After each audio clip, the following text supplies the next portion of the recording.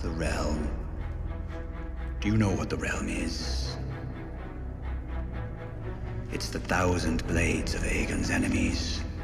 A story we agreed to tell each other over and over till we forget that it's a lie. What's up, ladies and gentlemen? Welcome back for another Game of Thrones House of the Dragon video. Alright my friends, in this new video, I will be going over a lot more information that will help you understand exactly what we will see happen in HBO's new Game of Thrones series, House of the Dragon. Now, for those of you who don't know, I have already made one video where I went over all of the details that lead up to the Dance of the Dragons. In that first video, I basically set the stage for what happened immediately after King Viserys died, and Alicent and Rhaenyra formed their respective sides known as the Blacks and the Greens. What you will see and hear in this new video today is so much more interesting than that, if you ask me.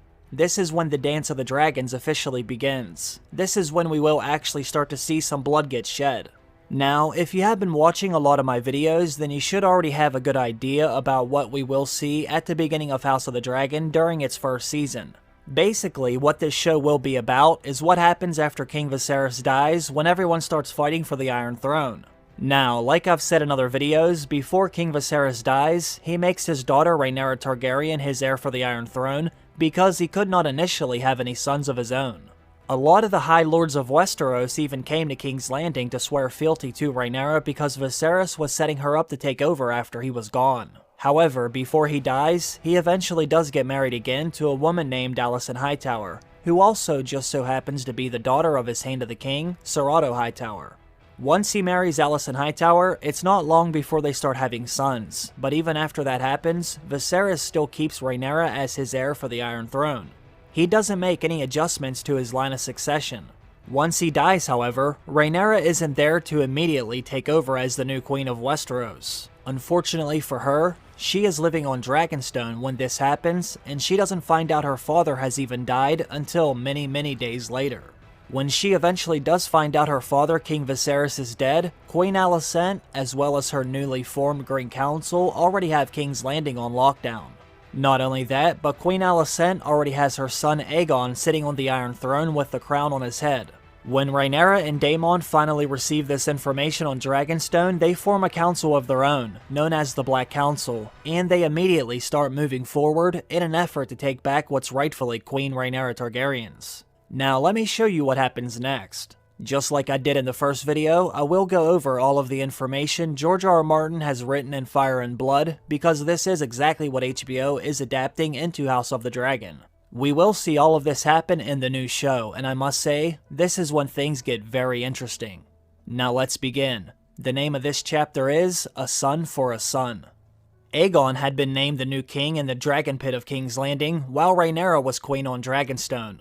Every effort at reconciliation having failed, the Dance of the Dragons now began in earnest. On Driftmark, the sea snake Lord Corlys Velaryon's ships set sail from Hall and Spicedown to close the gullet. This would stop all the trade to and from King's Landing. Soon after, Daemon Targaryen flew his dragon Caraxes to the Trident. Rhaenyra's sons left as well. Jacaerys Velaryon was flying north on his dragon Vermax, while his brother Lucerys flew south on his dragon Arax. Now, the first thing we will see is what happened at Harrenhal. We did see a glimpse of this location in the new teaser trailer released by HBO.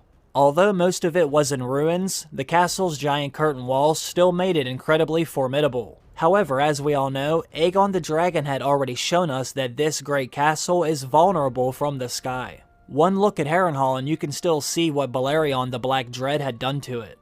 Now, with its Lord Larys Strong away in King's Landing, Harrenhal was but lightly garrisoned. There were not very many men here when Daemon arrived on the back of his dragon.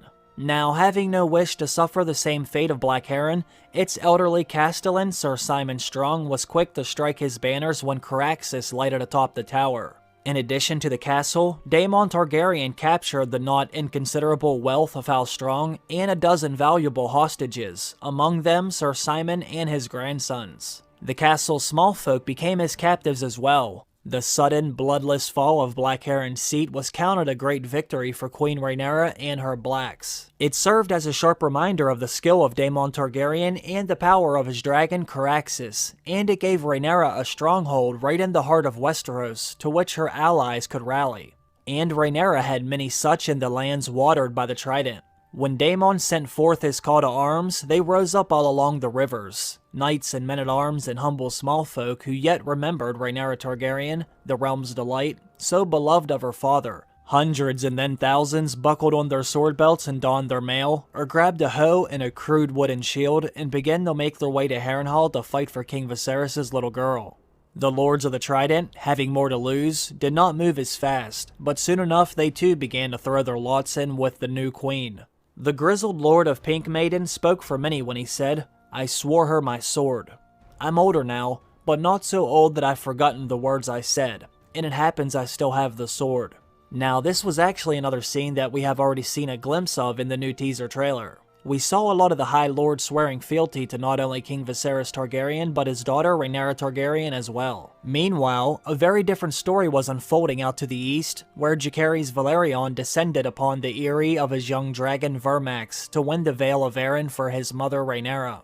The Maiden of the Vale, Lady Jane Arryn, was 5 and 30, 20 years older than Jacaerys. Never wed, Lady Jane had reigned over the Vale since the death of her father and elder brothers at the hands of the Stonecrows of the Hills when she was 3. Mushroom tells us that this famous maiden was in truth a highborn harlot with a ferocious appetite for men, and gives us a salacious tale of how she offered Jacaerys the allegiance of the Vale, if only he could bring her to climax with his tongue.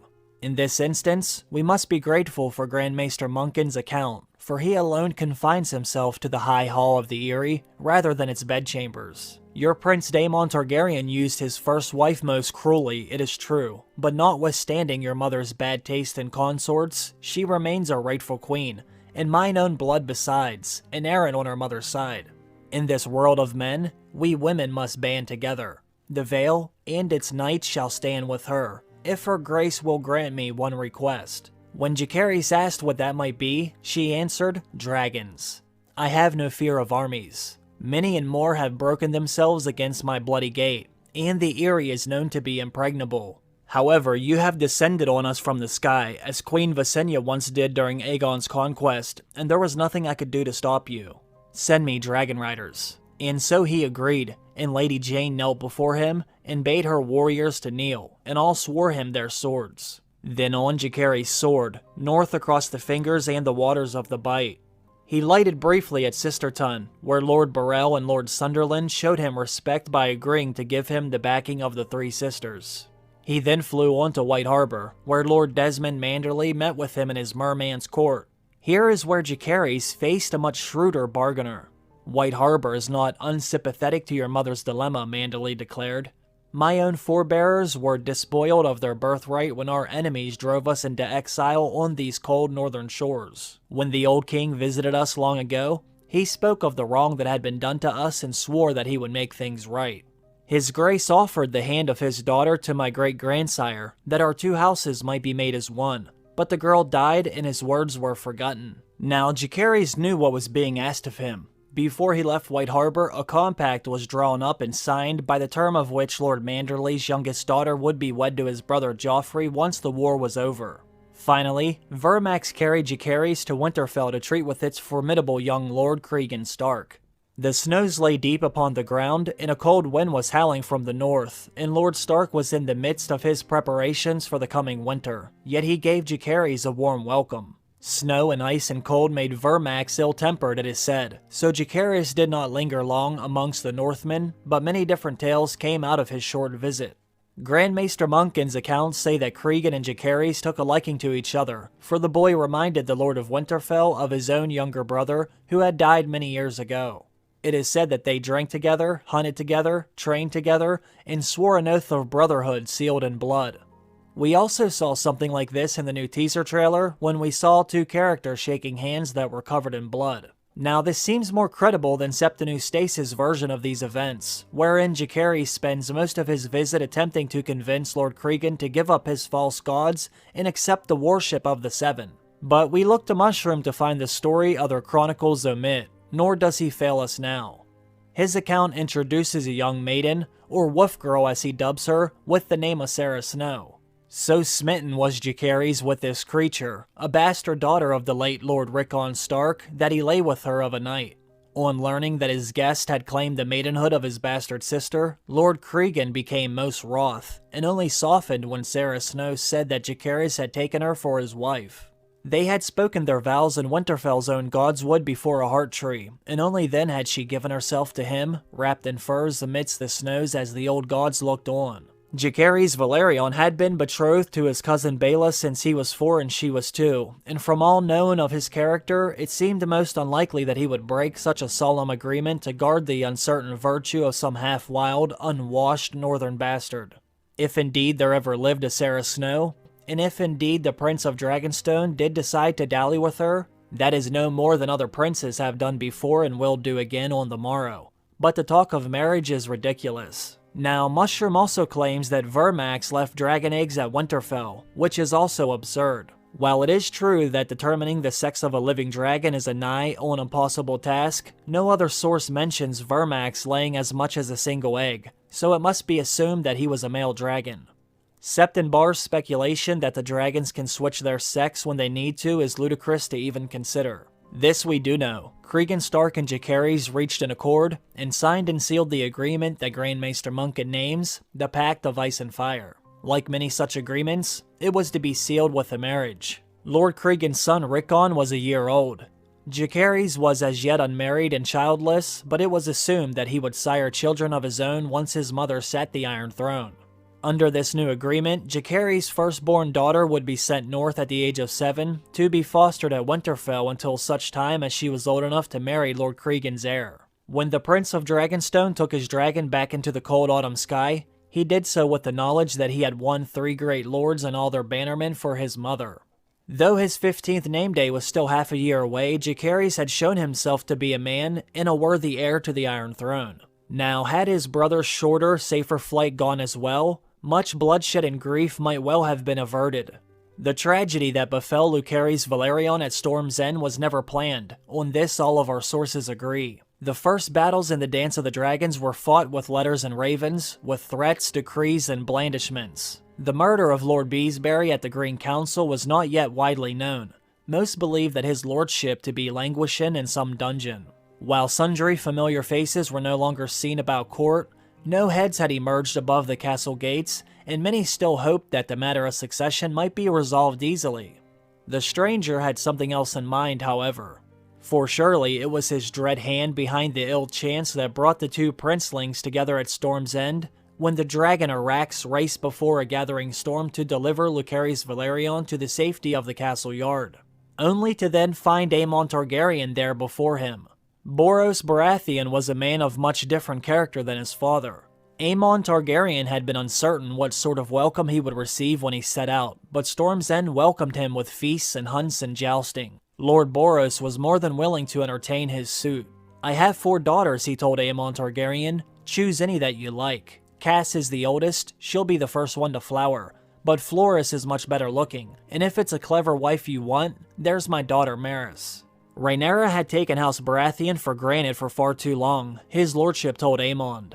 He had nothing against women, Lord Boros went on to say. He loved his girls very much, but a son. Should the gods ever grant him a son of his own blood, Storm's End would go to him, not to his sisters. Why should the Iron Throne be any different? And with a royal marriage in the offering, Rhaenyra's cause was lost. She would see that when she learned that she had lost Storm's End. He would tell her so himself. We have no record of which daughter Aemon Targaryen finally decided on, though Mushroom tells us he kissed all 4 to taste the nectar of their lips, save that it was not Maris. Grandmaster Munkin writes that Aemond and Lord Barris were haggling over dates and dowries on the morning Lucerys Velaryon arrived. Aemon's dragon Vhagar sensed his coming first. Guardsmen walking the battlements of the castle's mighty walls held their weapons in fear when she woke with a roar that shook the very foundations of Durin's defiance.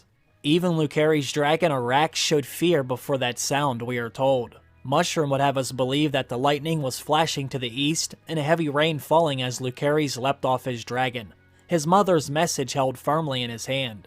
He must surely have known what he was walking into just by Vhagar already being there, so would it have come as no shock when Aemon Targaryen confronted him in the Round Hall. Among those who witnessed the meeting was Sir Byron Swan, second son of Lord of Stonehelm in the Dornish Marshes, who would have his own role to play later in the Dance of the Dragons. So, during this occasion, we don't only have to rely on the accounts of Grand Maester Munkin, Mushroom, and Septimius Stace. None of them were at Storm's End when this happened, but many others were, so we have no shortage of first-hand accounts. "Look at this sad creature, my lord," Aemon Targaryen called out. "Little Luke Strong, the bastard." To Luke he said, "You are wet, bastard. Is it raining, or did you piss yourself in fear?" Lucerys Velaryon addressed himself only to Lord Baratheon. "Lord Boros, I have brought you a message from my mother, the Queen." The whore of Dragonstone, he means. Aemon Targaryen strode forward and made to snatch the letter from Lucerys' hand, but Lord Boros roared a command and his knights intervened, separating the boys from each other. One of them brought Rhaenyra's letter to the dais, where his lordship sat upon the throne of the Storm Kings of old. No man can truly know what Boros Baratheon was feeling at that moment. Some say his lordship was red-faced and abashed, as a man might be if his lawful wife found him abed with another woman. Others declare that Boros looked to be relishing the moment, for it made him feel good that both the king and the queen were seeking his support. Mushroom, who was not there, says that he was drunk. Septimius Stace, who wasn't there, says he was fearful. Yet all the witnesses agree on what Lord Boros said and did. Never a man of letters, he handed the queen's letter to his maester, who cracked the seal and whispered the message into his lordship's ear. A frown stole across Lord Boros's face. He stroked his beard, scowled at Lucerys Velaryon and said, "And if I do as your mother bids, which one of my daughters will you marry, boy?" He gestured at the 4 girls. Lucerys could only blush. "My lord, I am not free to marry," he said. "I am betrothed to my cousin Rhaena." "I thought as much," Lord Boros said. "Go home and tell the bitch your mother that the Lord of Storm's End is not a dog that she can whistle up at the need to set against her foes." And Lucerys then knew that it was time for him to go. But Aemon Targaryen drew his sword and said, "Hold strong. First you must give me what you owe." Then he ripped off the cover from his eye and flung it to the floor, to show the sapphire beneath, sitting in his eye socket. "You have a knife, just as you did then. Take out your eye, and I will let you leave." Now, for those of you who don't know, Lucerys and Aemon had fought before, and as you can see by what he just said, Lucerys had slashed his dagger at Aemon's face, removing his eye. This is actually why we see Alicent running at Rhaenyra in the teaser trailer. She was so angry after what Lucerys had done to her son, she rushed at Rhaenyra, demanding that Lucerys lose an eye as well. This was over Aemon saying Lucerys was a bastard, suggesting that he was fathered by a Strong and not a Velaryon. Now, back at Storm's End, Lucerys remembered what his mom said. He told Aemon, "I will not fight you. I came here as an envoy, not a knight." "You came here as a craven and a traitor," Aemon Targaryen answered. "I will have your eye or your life, Strong." At that, Lord Boros grew uneasy. "Not here," he grumbled. "He came as an envoy. I want no blood shed under my roof." So his guards separated them and escorted Lucerys Velaryon from the Round Hall, back to the castle yard where his dragon Irax was hunched down in the rain awaiting his return. And there it might have ended, if not for the Lord's daughter Maris. She was still angry that Aemon wanted one of his sisters instead of her. "Was it one of your eyes he took, or one of your balls?" Maris asked him, in a voice sweet as honey. "I'm so glad you chose my sister, because I want a husband that still has his balls." Aemon Targaryen's mouth twisted in a rage, and he turned once more to Lord Boros, asking him for his leave. The Lord of Storm's End shrugged and answered, "It is not for me to tell you what to do when you are not beneath my roof." And his knights moved aside as Aemon ran outside. The storm was still raging. Thunder rolled across the castle, the rain fell in blinding sheets, and great bolts of blue-white lightning lit the world as bright as day. It was bad weather for flying even for a dragon, and Irax was struggling to stay aloft when Prince Aemon mounted Vhagar and went after him. Had the sky been calm, Lucerys might have been able to outfly Aemon, for Irax was younger and swifter, but the day was as black as Aemon Targaryen's heart, and so the dragons met above Shipbreaker Bay. Watchers on the castle walls saw distant blasts of flame, and heard a shriek cut right through the thunder. Then the dragons were locked together in the sky, lightning crackling around them. Vhagar was 5 times the size of her foe, the hardened survivor of 100 battles. If there was a fight, it could not have lasted long. Irax fell, broken, to be swallowed by the storm-lashed waters of the bay. His head and neck washed up beneath the cliffs below Storm's End 3 days later, to make a feast for crabs and seagulls. Mushroom says that Lucerys' lifeless body washed up as well, and it's also said that Aemon removed his eyes and gave them to Lady Maris on a bed of seaweed, but that seems excessive. Some say Vhagar snatched Lucerys off his dragon's back and swallowed him whole. It has even been said that Lucerys survived the fall, swam to safety, but lost all memory of who he was, spending the rest of his days as a simple-minded fisherman. Lucerys Velaryon died with his dragon Munkin and Sis. He was 13 years of age, his body was never found, and with his death, the War of Ravens and Envoys and Marriage Alliances came to an end, and the War of Fire and Blood officially began. Aemon Targaryen, who would henceforth be known as Aemon the Kinslayer to his foes, arrived back in King's Landing, having won the alliance of Storm's End for his brother Aegon, and the undying hostility of Queen Rhaenyra. If he thought to receive a hero's welcome, he was sadly mistaken. His mother, Queen Alicent's flesh went milk white when she heard what he had done, crying, "Mother, have mercy on us all." Nor was Sir Otto Hightower happy with this news either. "You only lost one eye," he is reported to have said. "How could you be so blind?" The king himself did not share their concerns, however. Aegon, the second of his name, welcomed his brother Aemon Targaryen home with a great feast, hailed him as the true blood of the dragon, and announced that he had made a good beginning. On Dragonstone, Queen Rhaenyra collapsed when told of Luke's death. Luke's younger brother Joffrey swore a terrible oath of vengeance against Aemond and Lord Boros. Only the intervention of the Sea Snake and his wife Rhaenys kept the boy from mounting his own dragon at once. As the Black Council set to consider how to strike back, a raven arrived from Harrenhal.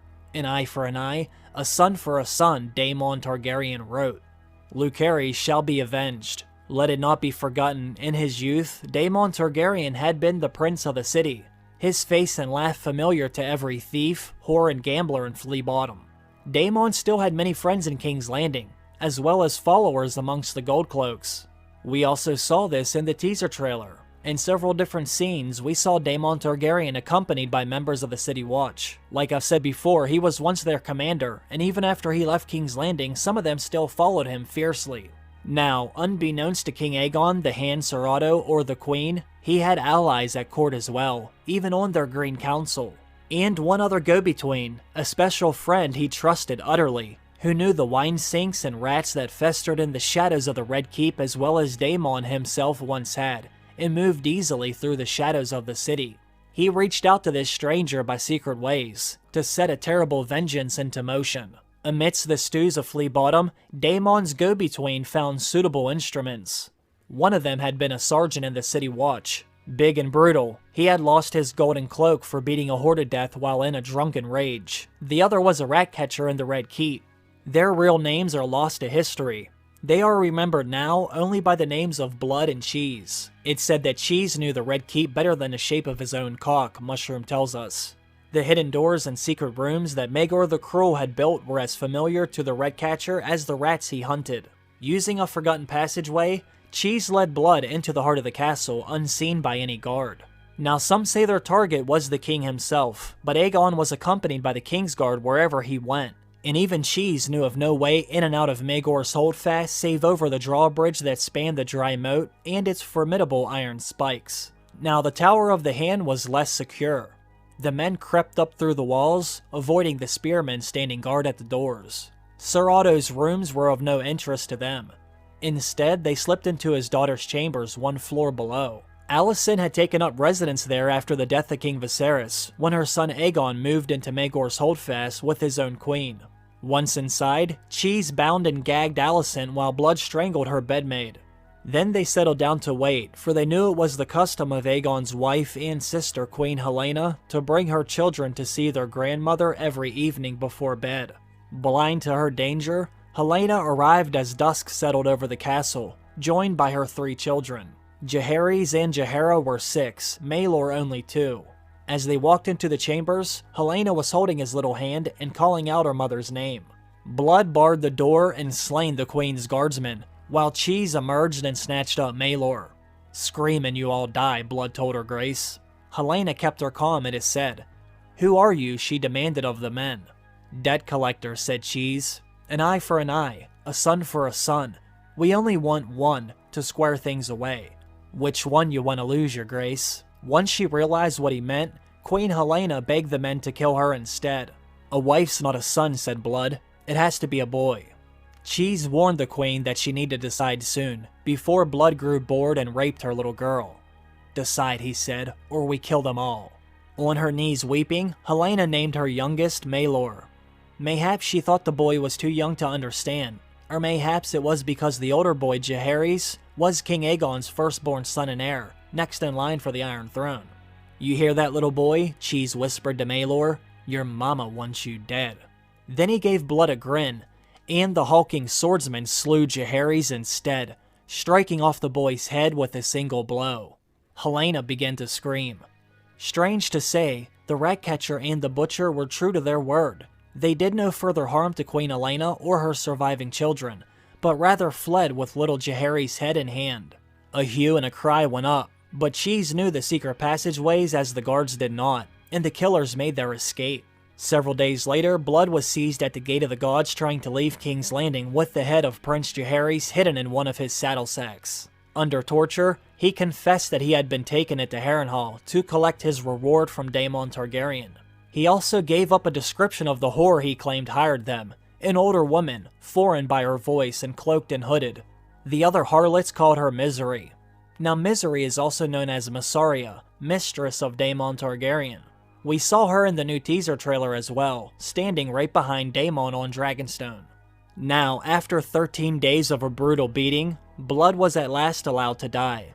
Queen Alicent had commanded Larys Clubfoot to learn his real name, so that she might bathe in the blood of his wife and children, but our sources do not say if this actually happened. Sir Luthor Largent and his City Watch searched the Street of Silk from top to bottom, but no trace of Cheese or the White Worm, Lady Misery, was ever found. In his grief and fury, King Aegon commanded that all of the city's ratcatchers be taken out and hanged, and this was done.